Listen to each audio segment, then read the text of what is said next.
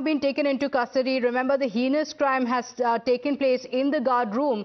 Now, the guard has been arrested because even after the incident, he did not inform the authorities, he did not raise an alarm, and now he has been arrested. My colleague Pooja is joining us on the broadcast with the details. Pooja, the guard had already been questioned about the security within the college campus, and now in a new twist, the guard has been taken into custody for not revealing any details, despite the guard room being taken for this heinous crime. What are the details?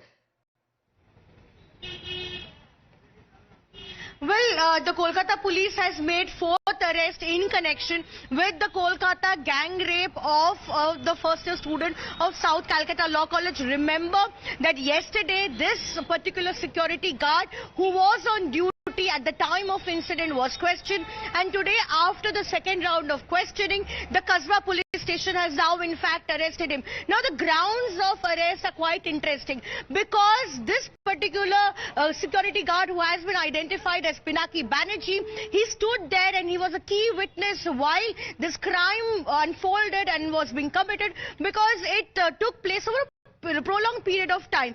The complaint letter itself says that the crime was committed between 7:30 p.m. to 10:50 p.m. So the crime was being committed in a prolonged period of time, and in this prolonged period of time, neither did the security guard raise an alarm, because when he was being asked to go out of the guard room and when the victim was brought from the union room to the guard room, and for several hours together she was illegally confined and gang raped, neither he made any phone calls to the college authorities nor did he raise an alarm, and most importantly he did not try to stop these accused persons from gang raping the victim. So clearly these are the grounds which sources tell us which led to the arrest of the security guard who was on duty at the time of incident. He has been identified as Pinaki Banerjee, and in a short while from now he will also be produced before the court, and this is going to be the fourth arrest in connection with the case.